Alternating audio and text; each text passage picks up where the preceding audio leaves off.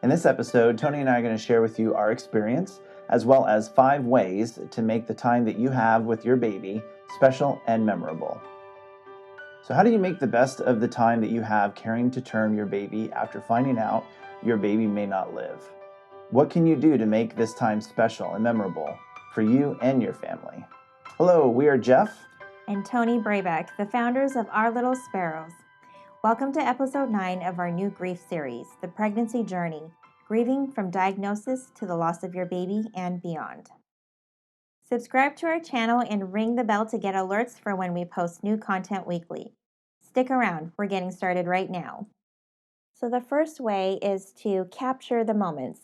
This can be done a number of ways, but the ways that we did it is we did maternity photos, and that can be with your family. You can also include special items. We did a little sparrow figurine and also a pink balloon to represent our daughter. And so we had a family member actually who was into photography as a hobby, so we had asked him to take some photos of us at a park. And you can go to a special location that's special to you, or just a nice area. And not every photographer is going to really be know what poses to suggest, especially for a situation like this. So we always recommend part of your resources and your support that you're looking for when you're searching online. Maybe look for opportunities to find out what other families have done for pictures, certain things to pose for, pose with.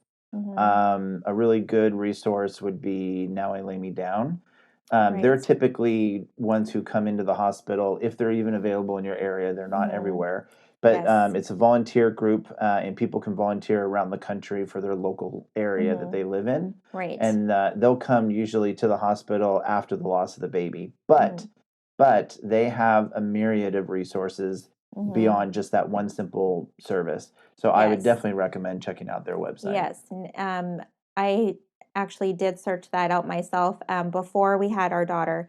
And so you can see what photographers are in your area, if there are any. And they will come to the hospital if they're available to take pictures of you and your baby. But you can also find out what their business name is and see if they have their own website and see if they will actually do some maternity photos for you. That would probably, you may have to pay out of pocket for those photos, but the pictures that they do of your baby and you at the hospital, typically those are for free. Right. So that is a good resources to have, and just kind of start a search there for if you want maternity photos at a professional level.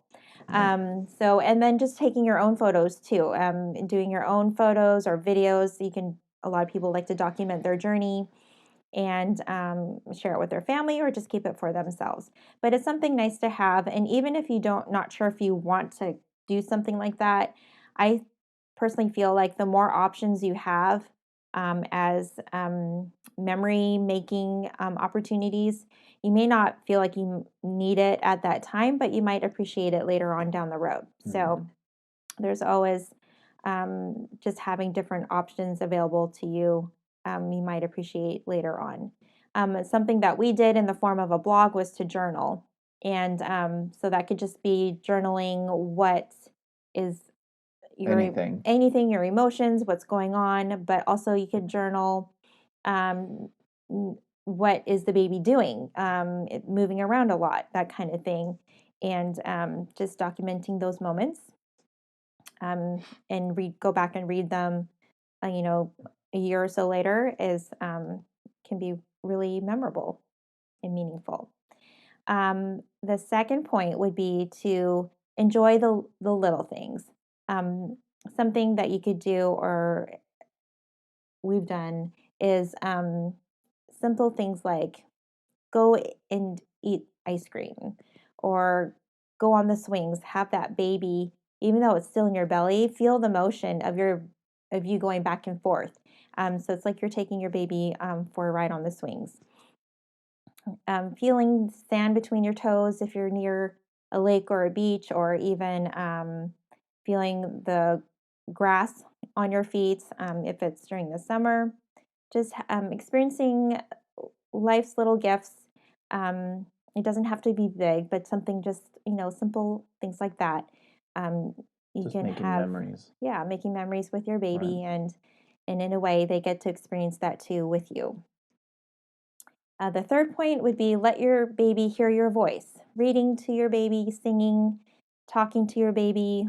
I feel like we did that throughout our pregnancy and just kind of talked to our baby and shared with our baby our own stories, or just talked and just letting them hear our voice. Right.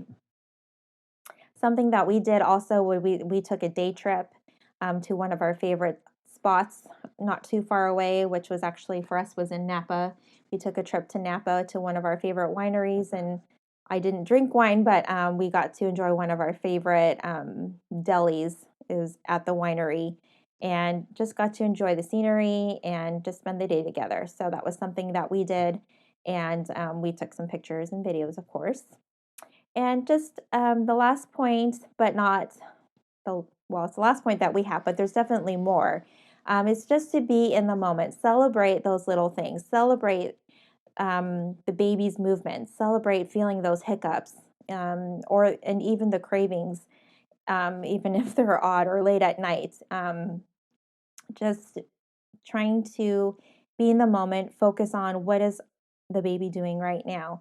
And a lot of times that's what helped me be grounded in just anticipation of what was to come, was just focusing, hey, my baby's moving a lot right now. Let's just kind of stop for a moment, put my hand on my belly, or get Jeff and put his hand on my belly and let him feel those kicks. And just say, you know what, our baby's moving today, and that's awesome. So there are some ways to make the most of the days that you have with your baby. Either way, it sucks, but there are ways that you can find. You can make amazing memories. You can find hope. You can find just moments of joy in what can be a really difficult time. We do have more ideas, and we've put a link in the show notes below to our Little Sparrows resource journal, and there will be a page there that you can download, and we'll give you some ideas of what other ideas you can do. Actually, we didn't put it on the list, but we did a bear from Build-A-Bear, and we picked out bear. We put in all the stuffing, and Jeff actually went and recorded the heartbeat of Olivia onto the little device, and we were able to put that in the bear. And so now we have what we call as our Olivia bear, and so we can every now and then we can press that part where the heart is. I think we put it in the center, and we can hear her heartbeat again. If you got value out of this episode, please give us a thumbs up so others can find this content. And don't forget to subscribe and ring that bell so that you get alerts when we release new content every week. As we end this episode, we want to share with you some final thoughts. The important thing to remember is to be in the present. Focus on what is happening right now, like my baby is moving right now, or I'm craving salty or sweet things right now. Now, this is not to say that you won't have hard days or hard moments, or that you should only have happy days and good days. There will still be hard days when grief washes over you and you are reminded of what is to come. But there can and will be moments of joy and laughter. You can see glimmers of hope in the middle of sadness. You can experience healing moments in the midst of grief. You can have a meaningful pregnancy and create memorable moments with your baby, even when anticipating the death of your baby. We hope you found this episode helpful, and we hope you feel you are not alone. You are loved. We are here to support you in any way that we can. If you like what you saw in this video, please click on the next video in the grief series up at the top. If you want to check out our weekly podcast that we release every Sunday, go ahead and click the box on the bottom.